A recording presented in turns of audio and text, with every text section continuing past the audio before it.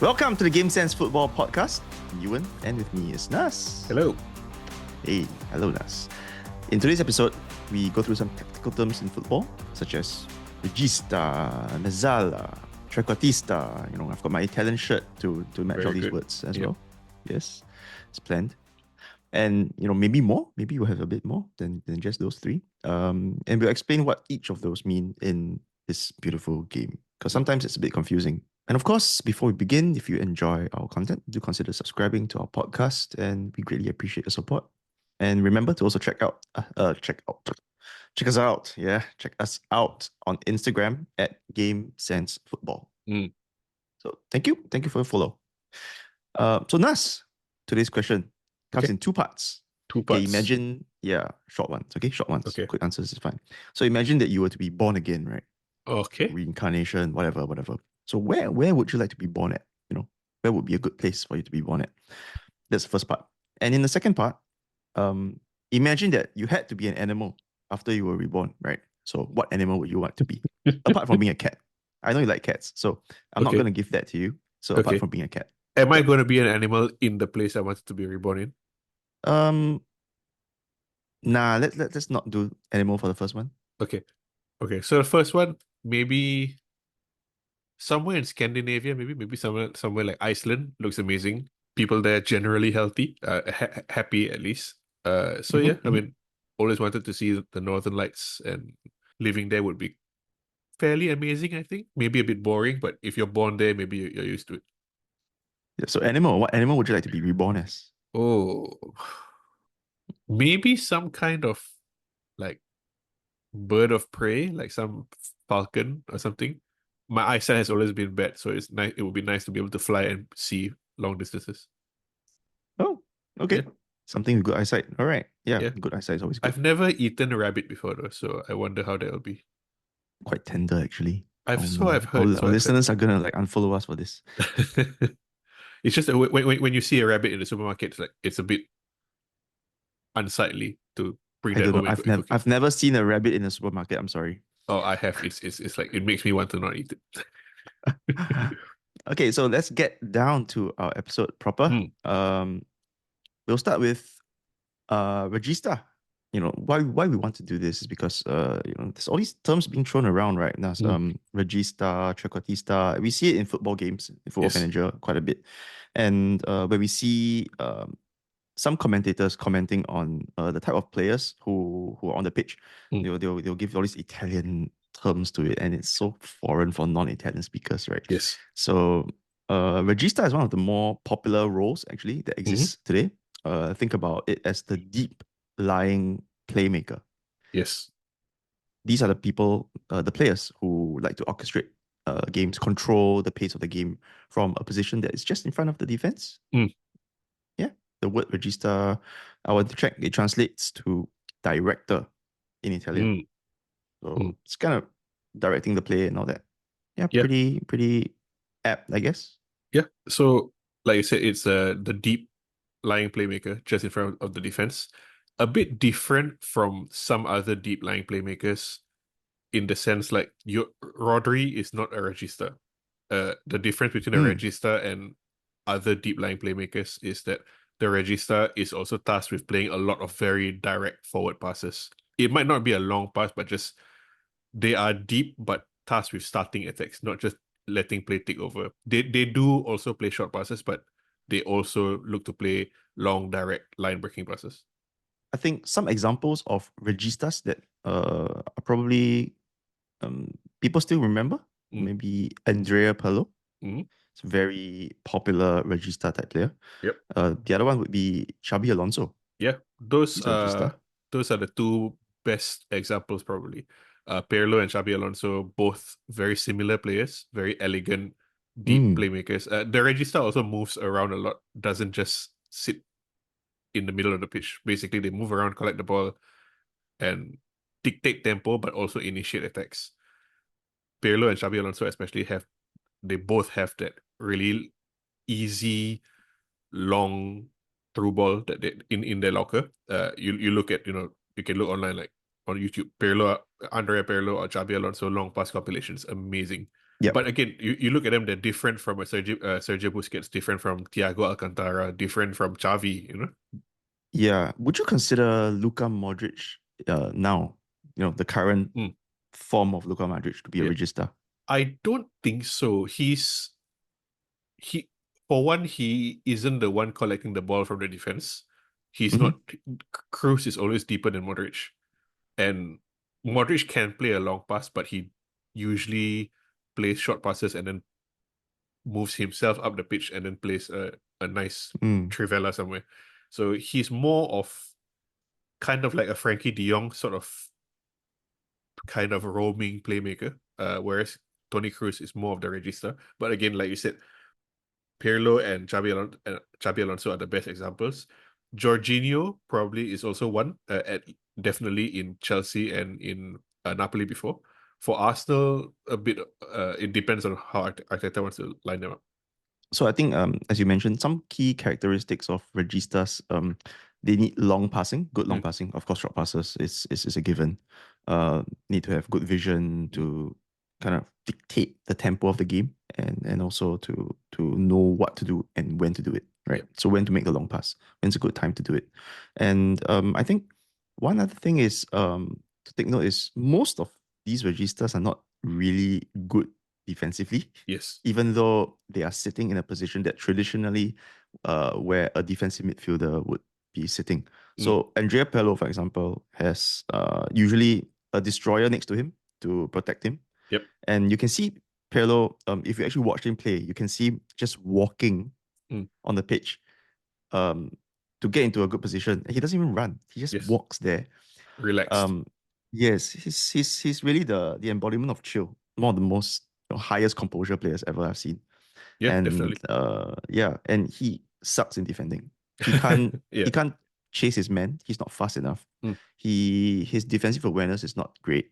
But for all that the team needs in terms of creative play, uh, he's the guy. I guess that's also the weakness of a regista. Not so much that they can't defend because that's up to the player. Some of them definitely can.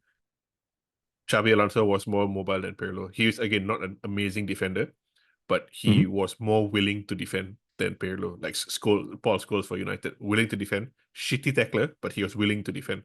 So that in itself Yeah. is wasn't a key weakness of the role. But the problem is that teams that have a regista, it tends to be if a player is so technically gifted with the long shot passing, the range of passing, the vision, the creativity, the composure, most of them tend to not be great at defending. That's just the way life works, right? Nobody's great at everything. And so Yeah. Yeah. you already have one player who tends to not be great at defending. And what happens if that player then is also marked out of the game? We saw that for the Pirlo himself, the example, when Mm. Man United played Milan in the Champions League, and Yeah. Oh yeah, Alex that Ferguson game. told Park Ji-sung, normally you're a winger, but for this game, all you do is follow Andre Pirlo. That's all you do. And Milan would just nullify the entire game because their game plan for so long was just give the ball to Pirlo, he'll create a chance for us. And then that was just taken away from them. Yeah, and I think Andre Pirlo as well mentioned it in his book Mm, that that game, Park Ji-sung was just a dog yeah, sent by Ferguson, yeah, to stick with him, and really he couldn't do anything at all. yeah. Park Ji-sung was on to him almost immediately every single time he got the ball. So, Mm, and it was effective. It really like shut him out of the game, mm. and yeah. So I guess you're right. A regista perhaps he needs some support in terms of defending, like I mentioned, but also some support in terms of options to pass to whenever Yes. he gets surrounded. And especially in this day and age when there's a lot of emphasis and training and coaching on pressing from the front. So a lot of attacking midfielders nowadays are very willing to press the deep lying playmaker, be it a regista or a more traditional one. So very few of them have the time to like line up a long pass now. And unless you're Pirlo, Scholes, Xabi Alonso, it takes a while for you to, aim a long pass. Yes, Plus, that's right. obviously, you need the teammates up front to be able to receive, create space, make the run, receive driven long pass, and do something with it. Think that covers the Regista role. Do you need any more examples? I mean, we talk Uh, about Pirlo and Alonso a lot, right? yeah, yeah. I mean, again, those are the best examples. So yeah, Pirlo, Alonso, Scholes, Jorginho, probably the four best examples. Some people again say Michael Carrick, but Carrick is kind of in the middle, I think. The thing about Carrick is, I think he naturally suits the Regista role, but maybe tactics Yeah, or whatever that kind of limit the amount of registaing that he does. yeah, probably. I mean, for a long time, when he played beside Scholes, for example, you can't have both of them doing the same thing. Correct. So Carrick does a lot of the tempo control, Mm. and he does the simple short passes after that. Yes. Tony Cruz, I guess, can be considered a regista. At the Euros, I remember the first game against Scotland, was it? Tony Cruz would regularly drop almost onto the defensive line, take the ball, play two short passes, and then like, poof, long ball to Musiala or Florian Wirtz or somebody else, and like he had like 99% pass completion, even though he was playing long passes. Wow. Yeah. So there you have it. That is the regista. Now you can sound more intelligent when talking to your friends about football. Yeah. Yeah. Uh, And again, like this might be a running theme in this episode. Just you have to realize that not every deep lying playmaker is a regista. and next, we go on to the Mezzala. Mezzala. Mezzala, whatever, Yeah. Again, another Italian word, Mhm. hence the Italian shirt. So this is what does it mean? It means half winger Half or winger. half space player. Mm. So imagine like a central midfielder who operates between the wide and central areas. Mm. So you're not entirely like in the middle circle, and of course you're not on the wing. Um, so the Mezzala role is kind of popular with formations such as 4-3-3, which is like there's a variation of 4-3-3 that majority of teams use these days. Mm. And I guess certain other formations that pack the midfield, like a 3-5-2, for example. Basically, any shape that has a midfield three where there's one behind and two slightly in front, you could have one or even two Mezzalas. Like you said, it's a half winger, looks at playing in the space in the channel. Usually these players are very hardworking and attack minded. It's an attacking role that doesn't have to get into the box. It's like it's a player role that supports the attack by making runs and creating space for others primarily. So And linking up, I guess, right? yes, linking up. So imagine you're a center midfielder playing maybe just to the left of the deepest defensive midfielder, and your team has the ball. You might not have the ball, but you then start making a diagonal run towards the corner flag, not right to the corner, obviously, but that's the direction you're going. And because of Mm. that, you're overloading the fullback, who cannot deal with your winger and yourself, or even your own fullback who is overlapping. It also allows your own winger or fullback to cut inside then into the space that you have vacated. And then if you're the opponent, you're like, who do I follow? Obviously, you can coach a team to deal with this movement, but sometimes in the spur of the moment, when so many things are happening, so many movements are being made, having someone run from in to out is a bit disorientating. To me, the best example of a Mezzala is actually Angel Di Maria. Not necessarily a When he plays in the playmaker, middle. but yeah, he's a winger who plays in the middle. And the best example of this is in the period where Real Madrid won the La Decima Champions League. Those couple of Mm. years where they had Ronaldo, Bale, and Benzema in the front three. Angel Di Maria was actually playing center mid and making like insane runs to the left wing to allow Ronaldo to go to the middle, and to allow Marcelo, the left back, to go into the middle as well. It was very effective. If you watch that Champions League final against Atletico, right? Atletico Madrid, Yeah. Di Maria is amazing in the game. Yeah. And this was just before he got kicked out Yes. of the team. Yeah. Yeah. So recently, it's very similar to the term free eight that is used a lot in the English British Mm. media. They refuse to speak Italian, I Yeah. guess. So Man City, before Pep Guardiola used his 3-box-3 shape in the past couple of years. He used Kevin De Bruyne in this role, Yep. but on the right side of midfield instead of the left, where he would just Yep. drift into the channel, between attack and defense, but also between the fullback and between the opponent centre back. Just find that, make that run to the outside and play a curve ball in. Super effective and super hard to deal with. Yep. Actually, speaking about Man City, I think Bernardo Silva does play that role sometimes as well. Yes. Yep. Bernardo Silva basically is halfway between Kevin De Bruyne and Angel Di Maria. Like, great passing, great dribbling, intelligent, hardworking. Yeah. Other examples, I think Nicolo Barella for Inter very is a good very good example. example of a Mezzala. Yeah. Yeah. Another one in the Italian Serie A team is actually Sergej Milinkovic-Savic when he was at Lazio. Lazio. So, big guy. Lazio, huge guy. So they used to play a 3-5-2, and he would play on the right side of the midfield three, in the middle, and he would make the run out to allow the other midfielders to attack. But additionally, because he was so big, attacking the fullback also meant that his own teammates could play a long ball, and he would always win a header against a fullback who is typically much smaller. And that's how they initiated a lot of attacks. Would you consider someone like Paul Pogba to be like a Mezzala? At Juve, yes, not at United. At Juve, I think again, he was nothing much. Yeah. At Juve, the midfield three was Andrea Pirlo, the Regista, yes, as the deep midfielder. Then you had Paul Pogba on the left of Pirlo, the Mezzala, running into space in the channel, and you had either Arturo Vidal or Marquisio, who was the more traditional box to box physical presence beside Pirlo, on the right, just ahead of Pirlo. Yeah, I guess other examples I can think of that possibly Mezzalas would be Iniesta. Yeah, Iniesta is a great shot. Iniesta. He did so much of this that a lot of people would say he's kind of a left winger. That's how much he would drift to the wing.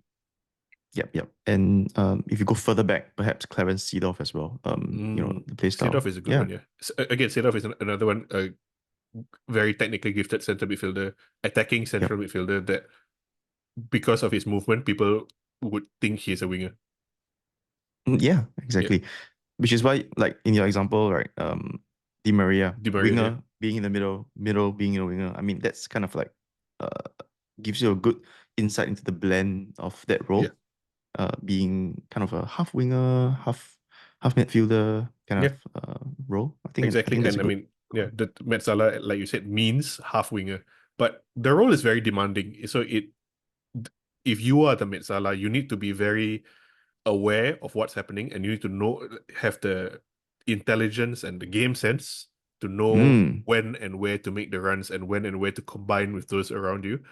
But additionally, to make the most out of Mezzala, the rest of the team must also be able to take advantage of his movement. So if you are Mezzala drifting to the left, but your left winger and your left back isn't intelligent enough to occupy your space and find those pockets that you've created, then there's no point. Yep, and you just end up running into each other. Yeah, exactly. Yes. Okay. Cool. That's the Mezzala for you. And right now, I think we shall stop for a break. Well, we are stopping, but when you watch the episode, it's not really gonna stop. Yes. Yep. So we'll be back in our second part with 2 more positions and also this episode's shenanigans. So do stay tuned.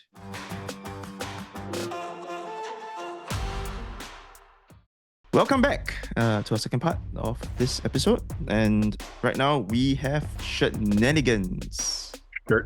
So, all right, we are at episode 40 of the Game Sense Football Podcast. So, as usual, I try to find some interesting players who wore number 40. Those of you familiar with football, and I guess most of you are if you're listening to this, will realize that 40 is a very uncommon number in football. And because today's episode was about player positions, and because so many of these positions originated in Italy, I tried to look for interesting Italian ones. So To be honest, there are some strange Italian shirt numbers in Italian football, but 40 isn't one of them.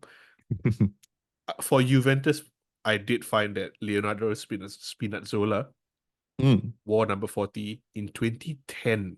He was around in 2010. Yeah, he's an interesting one because he's unique in that, I mean, not unique, but he was hard to deal with because he was a very attacking fullback or wingback on the left, but he was right-footed. And as we've talked about before, usually a fullback playing on his weaker side is difficult for them to attack. But Spinazzola was very, very good doing it, linking up with the midfield there. The other interesting thing, I guess, is actually current Man United player Nusay Mazraoui. Mazraoui. Yeah, he wears number 3 for United, but actually for Bayern, he wore 40 for 2 years. And he also wore 40 for Ajax. And again, I assume, like a few others before, the number is sentimental to him because it's his first number. Okay. All right. So good to know. Nusay Mazraoui. Yeah, and Mazraoui likes Spinazzola. Again, a very atypical fullback. Maybe when we do this again, this positional episode, we'll do one of the fullback roles. Yeah, I think that's a great idea. That's a great idea. We're not going to cover that many today, so you can be sure that there'll be another episode on football positions with more Italian words. Yes. Moving on back to our tactical roles in football. What's next is the Trequartista. Trequartista. You like that word, don't you? I love that word. And, when we were planning this episode, I specifically wanted us to discuss this position, this role in this spot, because it means 3/4, and this is the third or fourth that we're discussing. So it's the third out of 4 roles that we're talking about today. Yes, and it means 3/4. Very aptly, it means literally 3/4. In Italian, of course. In Italian, of course. And this refers to kind of the position of the player on the football pitch, which is most of the time 3/4 the way up the pitch. Kind of an in-between the lines position again, as opposed to the regista that we spoke about earlier. This position actually occupies a more advanced part of the pitch. Often as well being the creative playmaker, but as you can imagine, it's in a different style. Yes. I think normally when you hear us talk about such a position, you would hear us refer to it as like the number 10, for example. Yeah, where it links the midfield to the strikers. Yes. So, but again, there are many kinds of number 10s. But and Trequartista maybe is the most popular one. Probably because of Football Manager. Football Manager, maybe. Yeah, they introduce more and more player roles, and obviously they are not inventing the player roles, but they're pulling in player roles and concepts from different footballing cultures. But when they first started doing this, Trequartista was one of the first ones available, and obviously very sexy name, and the idea of having this creative outlet that everything goes through. He can score, he can assist, he's the flair player. That's the most attractive one, right? So it's a popular concept. Yeah. The primary or the only role of the Trequartista is to be a goal threat, and because of that, usually more mobile, maybe even more involved sometimes. But at the same time, this actually then goes against certain principles in the modern day, because it means if you have this Trequartista that's always looking to be involved in the attack, he is often not well positioned defensively. Even though he might be willing to defend, his positioning might negate that. And again, like the Regista discussion earlier, a lot of players who fit into this Trequartista mold are not good at defending, simply because, again, no one is gifted at everything. And the Trequartista maybe is the most demanding football role out there. Possibly. Yeah. And so typically you don't see people who are so gifted able to defend as well. And again, tactically, it's hard for them to be part of the defensive structure if their mission is to position themselves in such a way that they can contribute to the attack. So Yes, naturally, they're correct. not going to be marking somebody, I guess if you talk about example of a trequartista, the first person that usually comes to mind for me is Francesco Totti. 100%. So Francesco Yes, Totti is always, always, always the pin-up example for a trequartista, and he might be the best example. Just he is just because the he's Italian player. as well. Yeah, Yes, Italian. Yeah, he is the attacking outlet for Roma. No matter what formation, what lineup they had. When they had Del Vecchio, when they had Batistuta, when they had any forward they had, this everything still went through Totti. It was a bit ironic though that they won the league with Totti when he wasn't playing a trequartista role. But for most of his career, he did play in the trequartista role as the one behind either one or two forwards. So in Italy, yes, typically yes. they played 4-3-1-2 or 4-4-2 diamond, and the trequartista was the one attacking midfielder behind the two forwards. Yeah. But Roma, very famously for a period of time, played with no strikers. Mm. I like to mention this a lot of the times. Yeah. You've heard me say it many, many times. So there was a period of time where Simone Perotta was Mm. their false nine. Yes. The only Englishman in the modern day to have won a World Cup. Yes. Yeah. Yes. Yeah. So he was born in the UK, for those Yeah. who don't know. I just went to Wiki Trequartista earlier, and Yeah. the example that Wikipedia states is Wayne Rooney, and I feel that's very not Trequartista. 100% not Trequartista. I I think his style is more of a hybrid. He does have certain qualities of a trequartista, Mm. but he likes to run everywhere. He's like a box to box striker. Yeah, that's exactly what he is. Box to box striker. I mean, you could say he's a complete forward or something, but he's definitely not a Trequartista. But I mean, Totti was one definitely. Uh, Yes. Maradona Yes. Oh was a yes, great one. yes. That's why For I wore sure. this Argentina kit today. Ah, But yes, good. some people say Messi, but actually I don't really agree. He was more of a false nine than a Trequartista. Uh, Yeah. we'll probably again in another episode we'll do false nine and we'll look at the difference between both. In our attacking midfielder episode, we also did touch upon this. They have similar outcomes in terms of false nine and Trequartista in that they're both there for the goal threat, but the way they do it is different, even though they end up in the same areas most of the time. Another Yep. good example for Trequartista, I think, is David Silva. Ah, David Silva. Yeah, Yes. in a way, not as flashy of a Trequartista Mm-hmm. as some of the others. Mm-hmm. But I think he definitely plays that role, just a mobile attacking midfielder that all the attacks go through. And again, especially this is especially true before Kevin De Bruyne arrived at City when David Silva was younger. Would you consider someone like Ronaldinho a trequartista? No, actually, because again, I think the Trequartista, a lot goes through Ronaldinho, but Ronaldinho, Because sometimes he plays. I mean, most of the time he plays off the left yes. of the attack, but Mm. he has played in the middle before. Mm. So I'm wondering, would you really consider that a kind of a trequartista role when he plays in the middle? He definitely has the skill set to do it. It's just in my mind, it's different to how it was with like Totti, for example. Yep, yep. Because So, also mm. Ronaldinho, he was focused on dribbling and breaking a defense, but not necessarily scoring himself. Also His true. role was basically just make the opponent defense so afraid of his dribbling that somebody else is free. That's also true. That's also true. And I guess another lesson that we can learn from this is all these terms, it really doesn't have a fixed Mm. parameters of what is or is not. Yes. There can be a combination of a bit of a hybrid, like we mentioned Wayne Rooney. He shows certain qualities of what a trequartista does, but Mhm.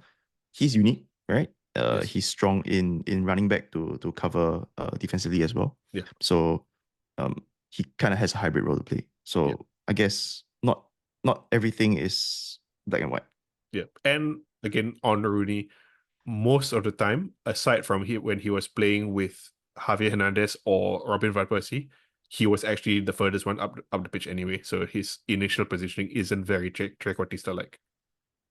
Yeah, just that I think he behaves like a trequartista because sometimes he likes to drop deep a lot, Correct. So and he will always yeah, find himself eventually behind the Somebody. other attacking players. Yes. Sometimes it's a bit complicated. Yes, I guess. definitely. Like you said, it's very rarely very black and white with very rigid defined boundaries. Mhm. In the real world, almost every player in almost every setup is a bit of of more than one thing, and it changes game to game. It changes half to half sometimes within a game. Correct. Yeah. Exactly. But Exactly. it's just what we are doing here is to give you the baseline fundamental knowledge of what this role is and how it can be interpreted. Which brings us to our next role, actually. This is going to be the first role of the day that's not going to be in Italian. Yes. And I think it's got a bit more of a definitive Mm, definition. yeah. And in describing the player that kind of Mm. defined this role. Wow, a lot of definitive and defines in that sentence. Yes. So it's called the Raumdeuter, which is a German word. A German word. German. Yeah. Is it German Rom or meaning Raum? Raum, I don't know. I mean, Raum, the whatever. most German words I know are either related to food. The word for goal is Tor, and I know Scheiße. So I don't know much German beyond that. The thing is, what did I say? I Rom, can't. I already. I'm going to Raum. tell you now that in our discussion here for the next few minutes, I'm going to have at least 3 different pronunciations for this term. Let's stick to Raumdeuter. I Okay. cannot promise that. So Okay. what Raumdeuter means in Mm. German is space interpreter or space invader. Space invader sounds more cool though. Space investigator. Or investigator, Yeah. yeah. In football terms, it's supposed to mean that this guy just finds space on the pitch and goes to that space and ends up kind of scoring. Yeah. And the one single guy who came up with this word is the man himself, Thomas Muller. Thomas Muller for Bayern Munich. For Bayern Munich and Germany. So Thomas Muller is an interesting player. Hmm. He doesn't look like he can do anything well. Yeah, he's not fast, not strong, doesn't have great technique, not two-footed, not good in the air, but he has had more than 50 goals and assists in less than 10 years for Bayern. And since his debut for Germany in 2010, no other player in Germany has more wins, more goals, more assists. Not even Miroslav Klose. Not even Miroslav Klose. So he coined this term, Raumdeuter, whatever, space investigator, in 2011 during an interview. And Mhm. there is debate about who was it who gave him the tactical instruction to figure out that this could be done. So he made his debut for Bayern under Louis van Gaal. Mm. As an aside, that debut he made was against Hamburg, and he played against Vincent Kompany, who is his manager now.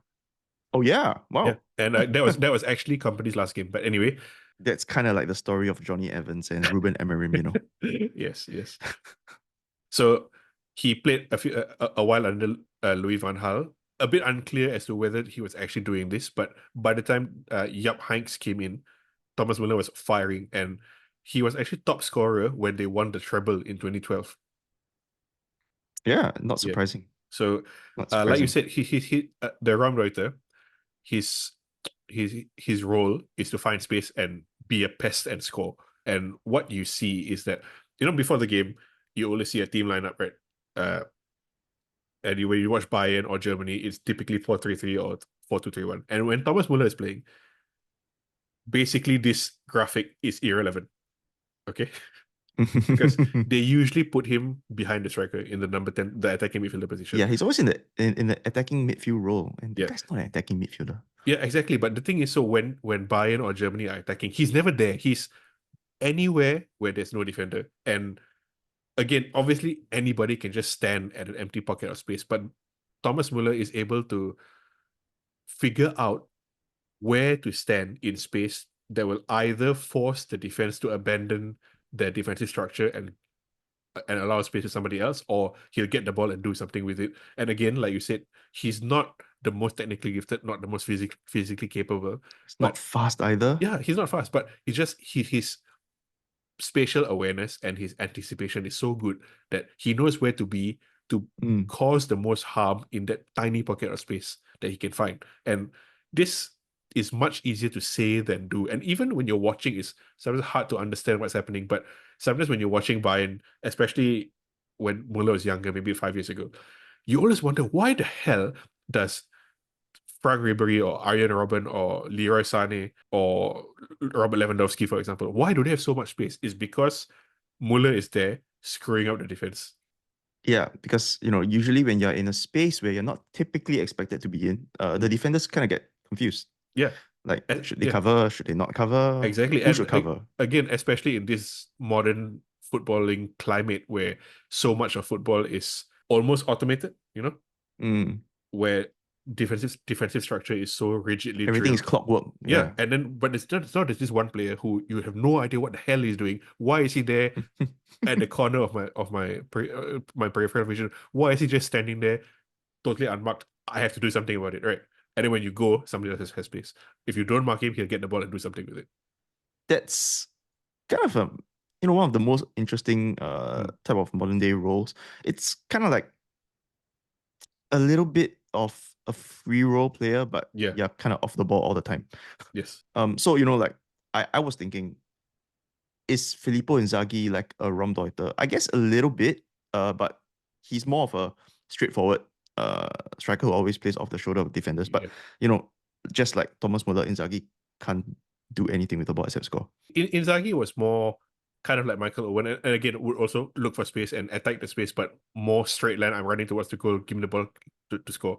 Muller, he's fine if he doesn't get the ball. He doesn't mind. Correct. If he gets the ball, yeah. he wants to do something with it offensively. But half of his role is actually off the ball, like you said. Like if he never gets the ball, it's fine because the defense is going to be screwed up. Correct. And there's not really a lot of examples at all, in fact. Yeah, very, very few. About who can be a rum shit. You see how many times? Yeah. Yeah. Raumdeuter. Yeah. So there's some argument saying that maybe Dele Alli for Spurs was kind of a Raumdeuter. I don't really think so. To me, he was more of like a attacking midfielder, or even like a second shadow striker where he would just run past Kane, get the ball and score. He's the guy who makes the late runs, late runs into the box. So yeah, good he's good at that. Yeah. It's not the same. Again, we can pick up qualities of players like Ali, Inzaghi that kind of fit into the Raumdeuter role, but the way they do it, it's a nuanced part of the role that no one can really compare to what Thomas Muller does. Yeah, he's a very unique player, and I think also that it's going to be very, very rare for players to actually play this role for two reasons. The main reason, obviously, is that very few people have the combination of abilities that Thomas Muller has: the intelligence, the anticipation, the teamwork, the just being the sixth sense, just knowing where to be to screw with somebody else. In a way, it's a very troll role. Yeah, exactly. Even if you don't get the ball, you're screwing somebody else out. And the thing is, it totally suits his personality. Yeah, it suits his personality so much, right? I mean, the guy's a joker at interviews a lot of the time. The other reason, though, which I was thinking about recently, is that in a way, having this role, if you are a coach, you are ceding power, and most coaches, I think their ego won't allow that. Again, especially now when everything is about systems and structures and philosophies. And if you have a player whose instruction is basically just go anywhere, you are basically sort of admitting that this player exists outside my tactical vision, and I'm not responsible for his success. You know, and that's also true. That's also true. But I guess that when you go back to the coaches I mentioned just now, Van Gaal and Jupp Heynckes, either one of them could conceivably have told Muller to do this because they were both already so decorated and they had their own personas and egos already, which nobody would question that this is still their achievement. You know what I mean? Yes, but I think one other conclusion you can make is that the qualities that Thomas Muller has is so specific to Yes. doing all this. That's why they can do that, right? So number one, he's got to be selfless, right? So willing to not get the ball, Yeah. a lot, and that's something that you don't really find much in attacking players, especially at the professional level. They're good generally with the ball, most of them, and they always want it.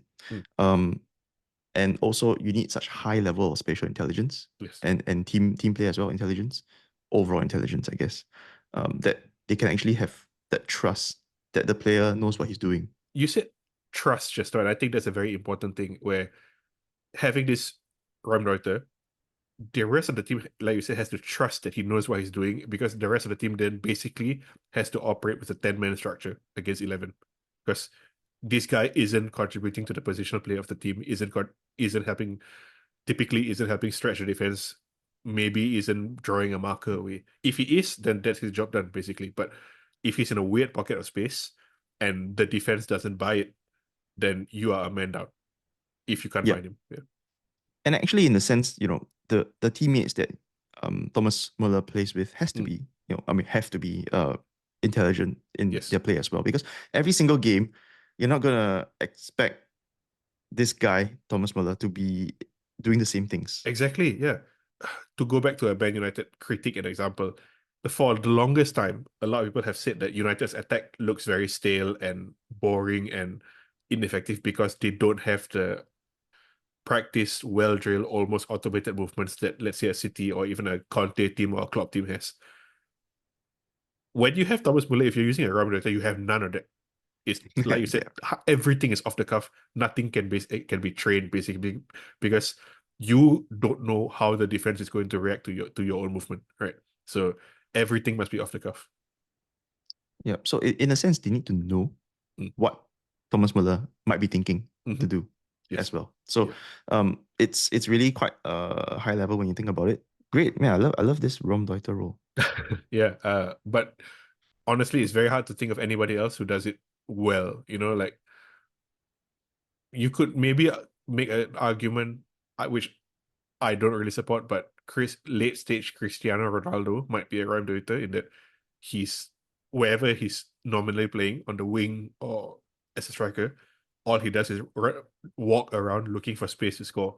But Ronaldo is in a way very polar opposite to Muller in that very, very physically gifted and hyper focused on scoring goals. Yeah, exactly. I would argue Ronaldo in late stage is a little bit more like Filippo Inzaghi than a Raumdeuter. Yes, I'm with you. Yeah. Yeah.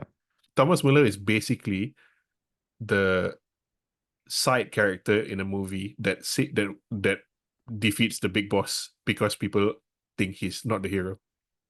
Yeah, he's a side character who ends up winning the awards, for like best supporting actor. Yeah. Best supporting actor, that's actually the most important. Like, is he, he's not Frodo, he's Sam, Yeah. Nice example. So there you have it. The four roles that we spoke about today. Regista, the deep lying playmaker. Mezzala, the half winger role. Trequartista, the so-called number 10 kind of role. Good Italian accent, by the way. And Raumdeuter, yes. Which is basically Thomas Muller. yeah. This was quite fun. I think we'll definitely do another one like this with 4 different roles. Maybe, like you said, there's a few forward roles, of a fullback, 1 or 2 fullback roles, a lot of different midfielder and attacking midfielder roles for sure. Yeah, so there's more to come. If you do like this episode, drop us a like, leave a nice comment, tell us good job, guys. Yes, and it would definitely make us happy. And do follow us on Instagram at GameSenseFootball, as well as feel free to email us if you have anything more to say at gamesensefootball@gmail.com. So there you have it, the tactical roles in football, I guess, part 1. In a way, we'll have more parts on this. Yeah, yes. Unofficial part 1. And till next time, see ya. See you guys. I should have signed up for those falconry lessons at the bird park a few years ago. I regret it.